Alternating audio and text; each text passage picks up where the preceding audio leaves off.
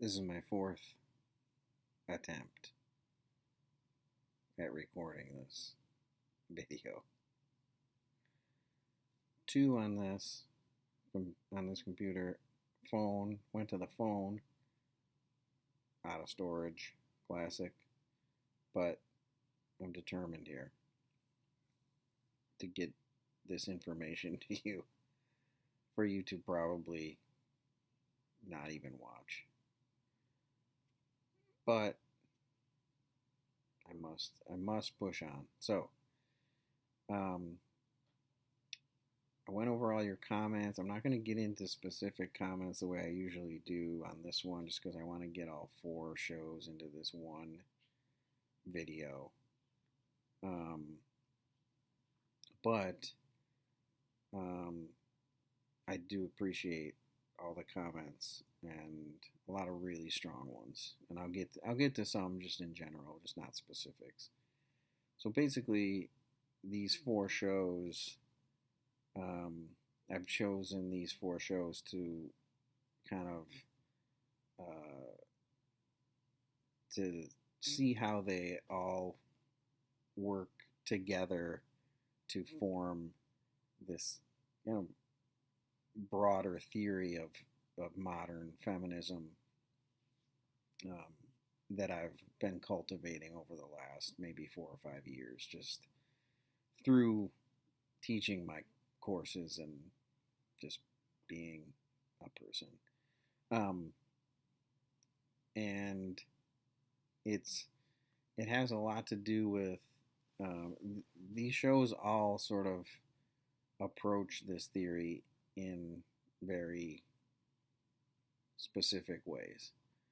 Um, so I'm going to go into a lot of that and pull from each show and then your comments and things like that. So um, a lot of it starts with this idea of the push and pull of feminism. And it's not just feminism, it's any movement. Any movement has steps forward and backwards, pushes and pulls, right? Virtually nothing no struggle has ever been like, hey, we want a thing, and then people are like, oh, you want a thing? Here's the thing, and then everybody's happy. Like, it never happens that way. It's baby steps, right? And this feminism is no different. Yes, we've come a long way, baby, as it were, but we're not all the way there. We're not racially equal. We're not genderally equal. We're not economically equal. There's all these things. So the feminist one, like, for instance, like that's why we're in the fourth wave of feminism, right? First wave, right to vote. Second wave, civil rights, social equality. Third wave, redefinition, um, like redefinition and more individualism. And then the fourth wave is intersectionality, basically, and empowerment. So that leads to a bunch of your comments. A bunch of your comments about Sex and the City and also the other shows was how whitewashed they were, right? A lot of it, besides Roseanne, well, I shouldn't say that. Sex and the City certainly was, these are all rich white women, right? Like, that feminism was a white, and it had been for so long. Like, that's astute on your part, and I think it shows progress from the waves of feminism, but it also, from my theory that I'm going to spill here in a minute, yeah, it was largely whitewashed, and it goes back to my comment from the SNL video about mom jeans, the mom jeans commercial, where it's like, when you've given up giving up, put on your mom jeans. Like, how women, mothers specifically, have been basically excluded from the larger feminist discourse, right? The same can be said for women of color. The same can be said for, in many cases, women, overweight women, ugly women. I hate saying ugly women.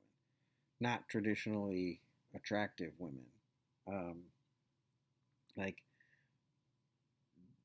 their opinions don't matter. Well, if you take away all those women from this discussion, how many are you left with? Like, you're just not left with that many women to fight the fight, as it were. Um, so, what my theory has to do with sort of almost appropriating feminism. And who appropriated it? Well, men, for the most part. Um, it shouldn't really come as a surprise that the people behind this appropriation are generally rich white men in power, right? Studio execs, producers of movies and TV shows and things like that. Corporate America, largely, ownership class, basically, um, are invested in this, and it's it sort of makes sense in the worst way. You don't want it to make sense, but it does. So, coming out of the civil rights movement, especially into the 80s, the 80s was this gender boom where it was women were were gaining ground, certainly in the workplace, um, and being seen as more of equals. And oh, they can be CEOs too, and they can work right. And that when those in power see others seeking it, it it's terrifying. This is not spoken from someone who is in a position of power by any means, but you see it in all different kinds of things. Every movement, a racial movement, a sexuality movement, it's all of a sudden the status quo, the people in power, typically white men, are terrified. They're coming for my power, right? That was Trump's whole thing. Like, they're coming, all these minorities, they're coming for my job and my power and my influence and whatever. Um, so in the 80s, you couldn't find a movie or a TV show that didn't have a woman who was both at a high powered job and a great mother, like this work life balance thing. Family Ties, Growing Pains, Cosby Show, I mentioned it before. A lawyer, an architect, but also this great mom.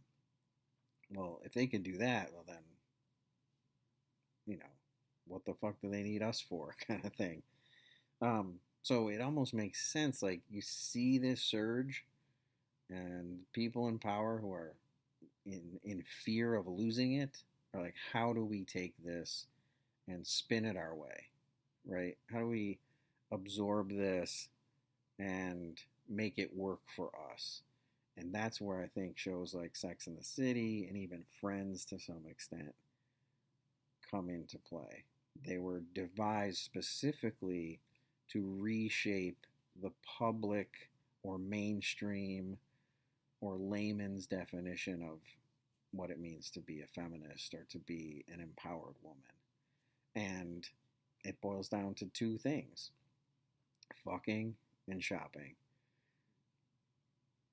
I mean, and if you watch Sex and the City and you don't think it's about fucking and shopping, you're kind of part of the problem, maybe.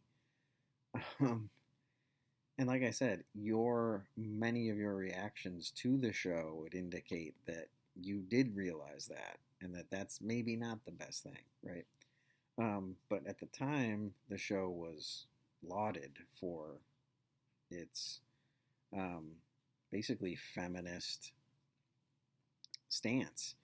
And the more you look at it, the more you're like, ooh, is that really the stance that we want to be putting out there, especially for young women and girls, who are watching the show. Um, to be fair, right? We talked about push and pull of feminism. There was push, right?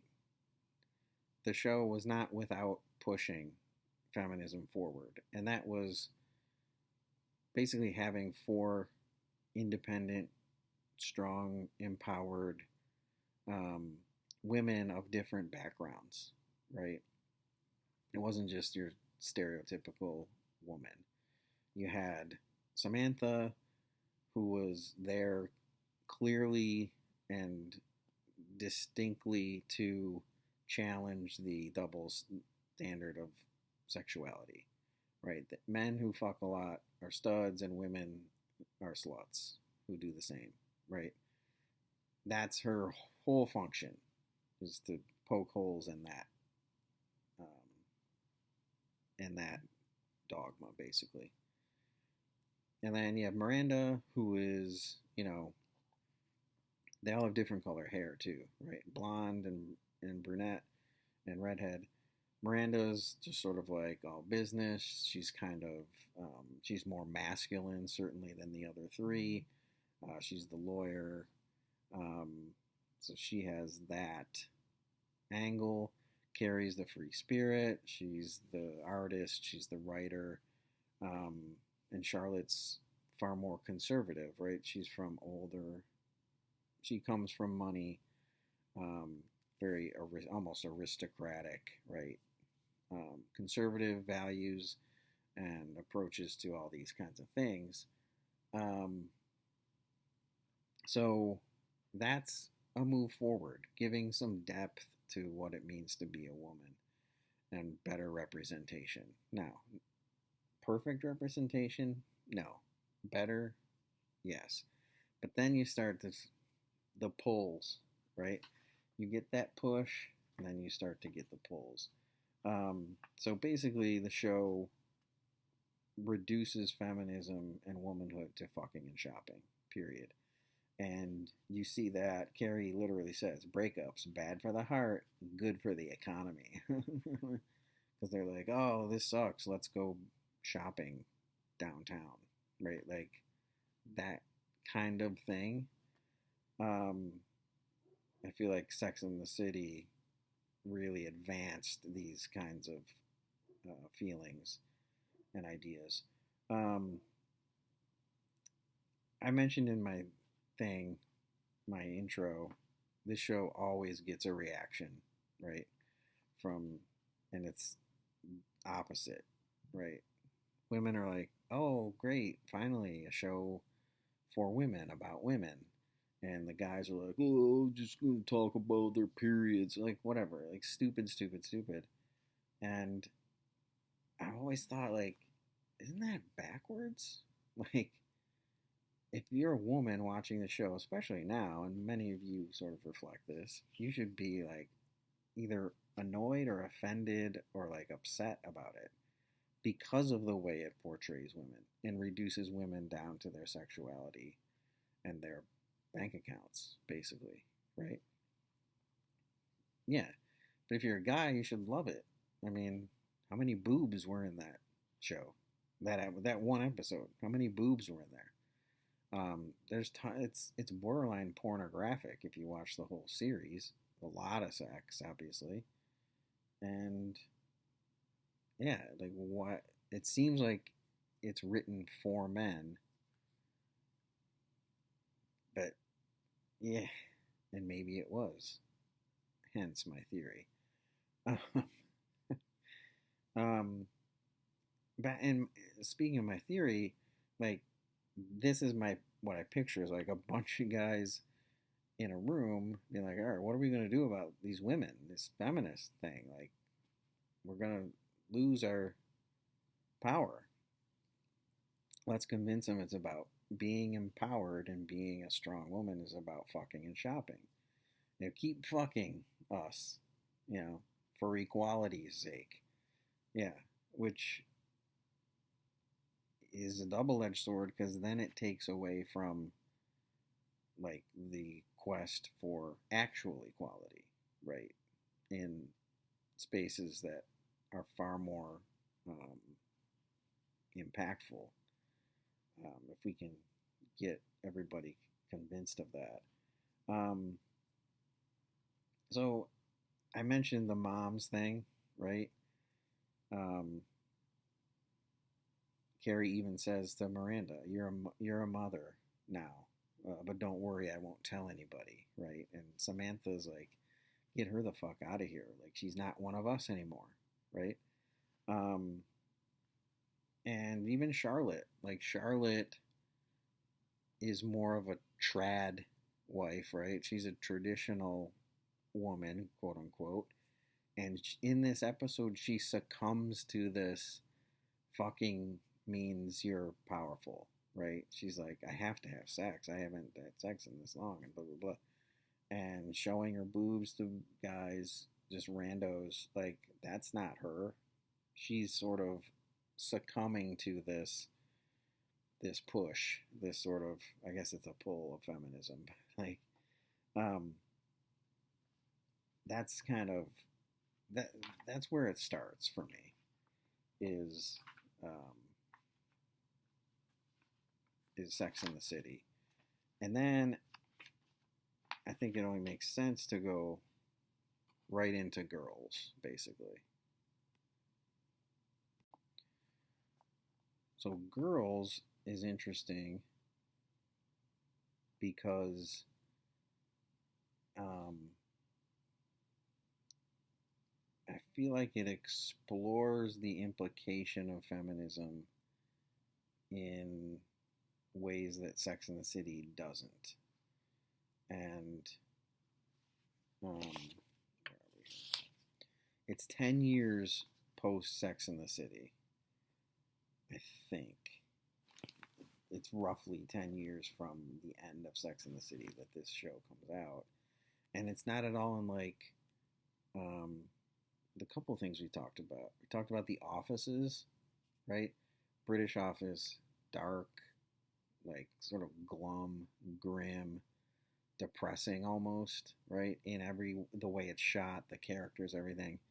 And then American Office, bright, vibrant, loud, violent, you know, um, sort of trying to create stars, like that kind of thing. Girls is the British Office to Sex and the City's American, right? Sex and the City's, it's bright and loud, and everybody's, you know, it's this fantasy world, right? It's this female fantasy world, and then you have Girls, which is quite the opposite, right? It's darker, it's more gritty, it's way more realistic and authentic in terms of like girls in their early 20s, you know, coming out of college basically, and like real like issues, like they don't have money, they're getting money from their parents, they're doing, you know, unpaid internships, they're not living a glamorous life, they're fucking a little but not shopping as much, right? Like um and speaking of the fucking, like the sex especially is more authentic, right? That I'm sure you were watching and you're like, oh, I don't really want to see Kylo Ren have sex with Lena Dunham right now. But it's certainly a more accurate depiction of intercourse than anything in Sex in the City that Sex in the City ever did, right?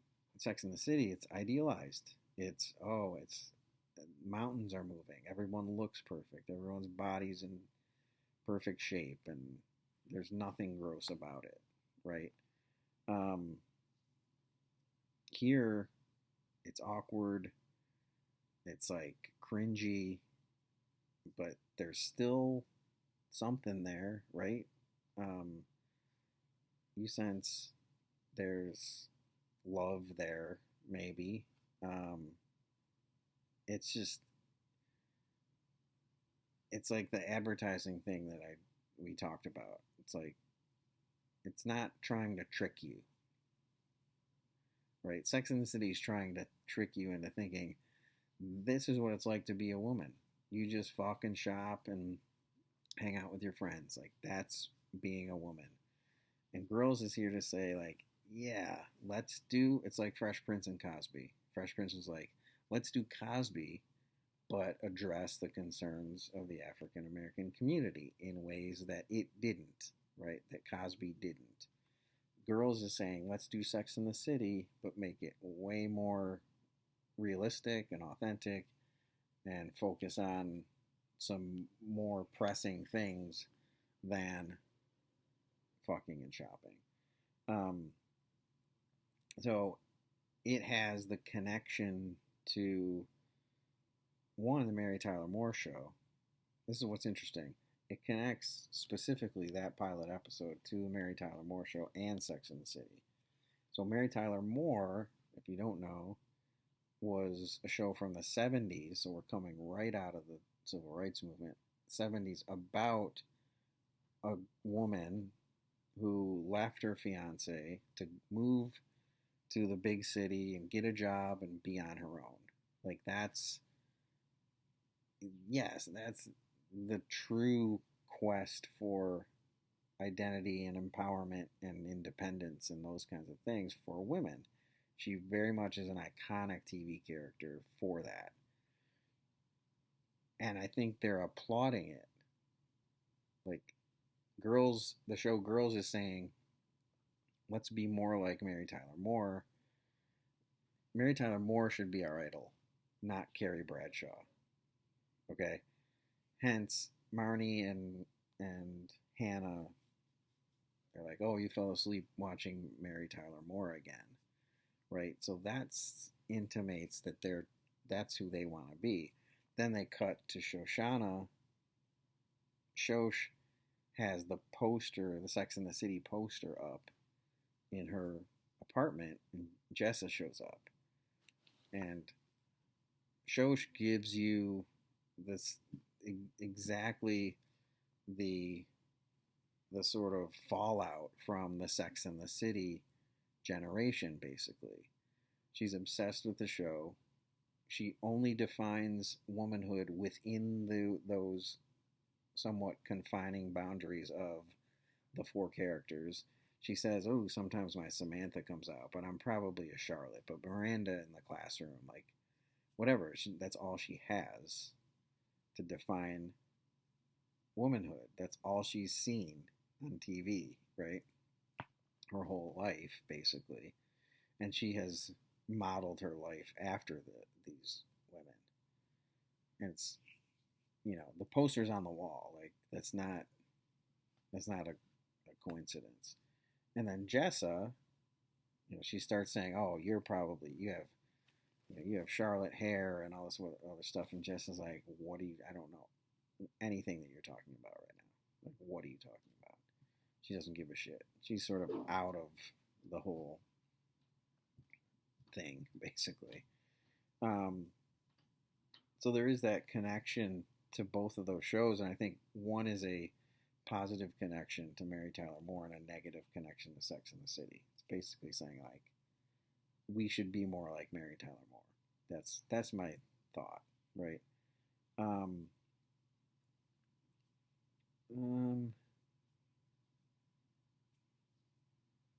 Oh, there it is. Girls tries not to sugarcoat the plight, but recognizes women's own role in it for equality, for all of this stuff, right? I think Sex and the City sugarcoats the plight, right? They rarely talk about anything other than sex.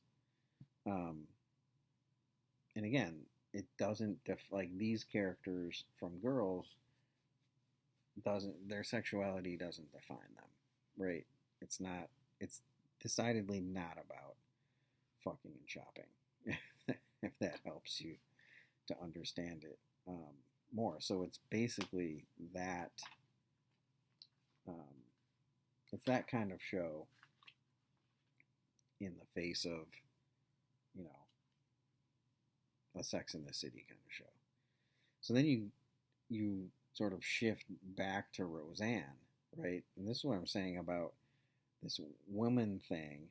Like, Roseanne seemed really figured it out, right? She was tapping into, like, hey, I'm a woman too, right?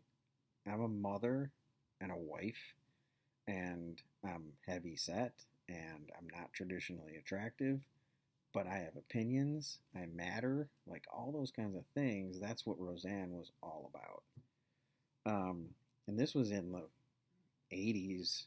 It started in 88 and it ran through like till 98, right before Friends and Sex in the City, right? Really got going. So it was kind of like those shows were an answer to this. Like Roseanne had sort of figured something out, and it was kind of frightening. Like again, picture. I'm sure you're picturing your own version of those in power that I keep mentioning, but if you picture whatever you're picturing, and they're, I don't know, mine are in a big like boardroom or whatever.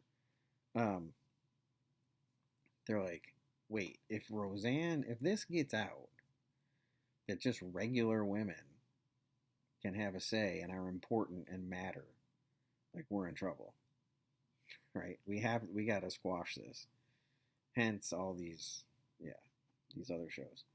Um, but you start with Roseanne, like so authentic, and it just it speaks like which is more feminist. Like that's right. That's usually my go-to question. You're gonna watch Sex in the City, or you're gonna watch Roseanne. Like Roseanne's fight is for equality, right? And I don't think it's the same for Sex in the City, um, because of the fucking and shopping thing. Um, so there's the scene where they're trying to goad Roseanne into confronting the boss, basically.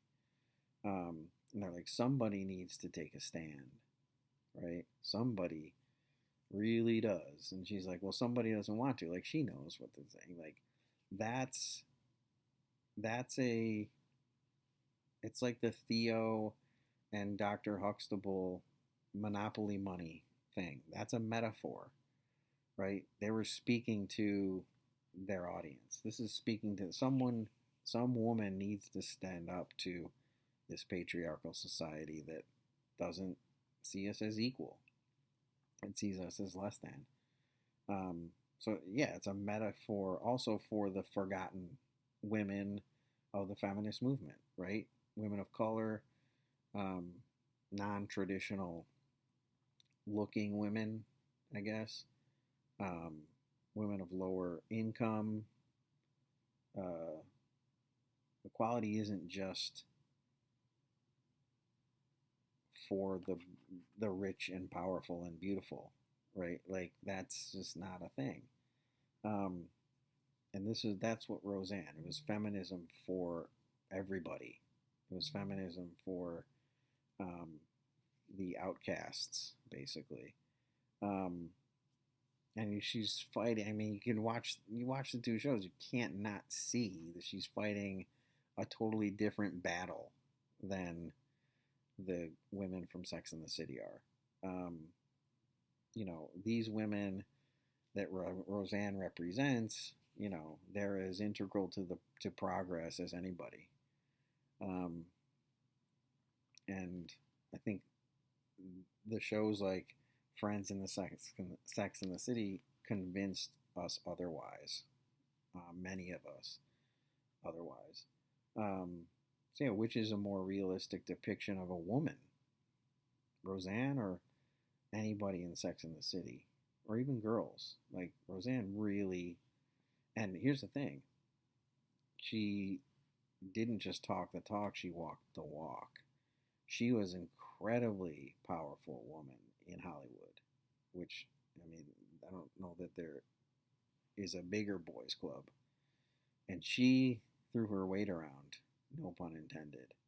Um, so she was kind of, the show was this mouthpiece for her sort of, and now she's sort of off the deep end. with her politics and like all this other shit.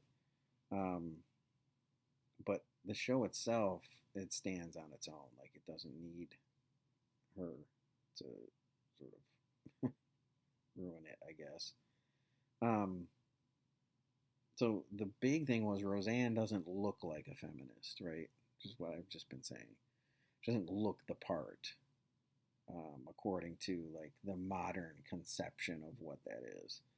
Um, she says in the episode like I tried to be okay with all of this, but I can't do it. She ends up quitting her job because and because of the shit that she gets put through.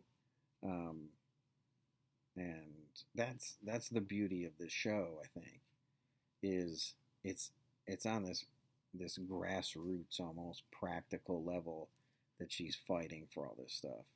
And she's equal, if not more powerful domestically, and she's equal, if not more powerful in the workplace than her husband.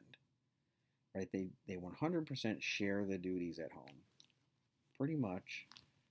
Some would say Roseanne wears the pants, and they both work. Like it's not that Dan doesn't make much more money than Roseanne. They both have multiple jobs. Like it really shows the struggle. I think that's important. Sex in the City doesn't show the struggle of any of it, right? If any struggle they show is like, oh, my guy stood me up, like that kind of thing, like trivial stuff compared to what they're dealing with. And, Dan is as crucial to this whole thing as Roseanne is because Dan doesn't fight it, right?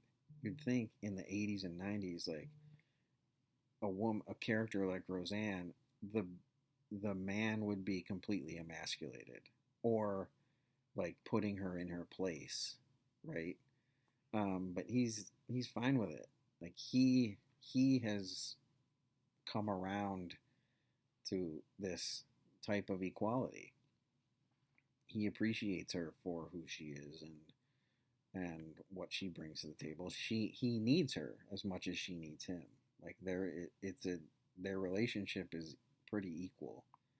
And Dan's not bitching about it 24/7, which you would think that would be the case. But he's not. So Dan is a big part of this show's giving these ideas out, putting these ideas out there, specifically. Um, this also explores the implications of feminism in ways that Sex in the City doesn't, right? Um, so there's this idea of equality in the home and outside the home. Um, it's also less of a utopia than the 80s sitcoms that it was sort of born amongst. I mentioned Growing Pains, Growing Pains, Cosby Show, Family Ties. They're all pretty idyllic. They're all kind of like, oh, we snapped our fingers and all of a sudden we have this family and everybody works and makes a ton of money and are great parents. Like it's this utopia. Um, Roseanne is not a utopia. Roseanne is very much a dystopia, if anything else, right? Um, I said she doesn't look like a feminist. She's poor, she's overweight, she's not traditionally attractive. Like, she's opinionated, she's kind of a loudmouth. Um, and that's why I think Roseanne does as good a work as any show, feminist text you can find on TV.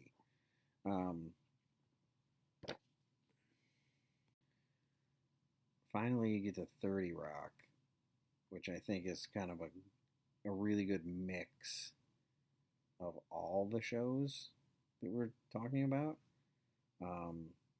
It seems to have figured out, and leave it to Tina Fey, right? It's kind of figured out a way to contribute to this discussion of women in the workplace and in the world, basically feminism in a contemporary setting, but like everything's involved, I guess, right? They don't just talk about women either. Um, they cover a lot of really important ideas and concepts and topics throughout the show. So 30 Rock is '06. And it's this idea, it kind of goes back to like the Lena Dunham thing and the Roseanne thing for sure, right? Everybody hates a woman with ideas, opinions, and strength. Like, for the most part, those aren't the characteristics that our culture looks for in women, unfortunately. Um, so they have this is especially interesting because you have Liz Lemon, who is in this very male dominated space for the most part, right? She's the head writer and creator of this TV show. She's basically like SNL. Like, there's probably a lot of parallels between her time at SNL and the show. But she's immediately thrust into this world. She's caught between two ideals, basically. One is extreme masculinity, right? Jack Donaghy, her new boss. He's in charge, right? And he's all those things. Wealthy, good-looking, white, male, conservative, all that stuff. He is conservative and masculine. And then on the other side is extreme femininity, in Jenna, she's the star of the show. She's pretty, she's emotional, she's sort of a gossip. She cares too much about what other people think, how she looks, her appearance, and all those kinds of things, right? So Liz is somewhere in the middle of those two, and that's the whole point of the show, is how is Liz going to keep her dignity, her creativity, her self-respect, her sanity, basically, and her femininity in this traditionally male space. But she's clearly not 100% feminine. She's clearly not 100% masculine. She's somewhere in the middle, like basically everybody you've ever met. Nobody is Jack Donaghy, and nobody's really Jenna, right? Like that stereotypical, right? Here's an interesting story that I think tells you that that's what this show is about. It's this battle for Liz being pulled between these two poles of gender poles, I guess. The original pilot was shot. I actually have it on like a DVD somewhere. They shot with Rachel Dratch as Jenna. And if you don't know who Rachel Dratch is, she's one of Tina Fey's literal best friends. They were on SNL together. They came up through Second City together. And she wrote this part for her. And so, again, like the Cosby Show, like, why'd they change? Why did they go to Jane Krakowski as Jenna for the series? And I think it has to be that the show is about gender. And it's about being a woman caught between being feminine and being masculine and all these kinds of things. And Rachel Dratch was too much like Tina Fey, like not traditionally attractive, but not gross by any, you know what I mean? Just like they needed the polar opposite of basically Jack Donaghy to push and pull Tina Fey or Liz back and forth, right? There's nothing to bounce her off of if the example of femininity is basically the same as Tina Fey, if that makes any sense. The same as Liz Lemon. So, like, pretty ballsy to say to one of your best friends, like, yeah, we're not going to use you because this show's about this thing, not necessarily. The show's about more than it seems, basically. And that decision, to me, echoes that. Um, so if you're looking at it from the pilot perspective, you can see the setup of the show, right? Um, Jack, who is again extreme masculinity, conservatism, um, wealth, power, whatever. Um, he comes in to this extremely feminine world of TGS, the girly show, the show created by Liz and her best friend Jenna. Um, he comes in and deems that wrong. It was running just fine. People liked the show. The show was, going about its business.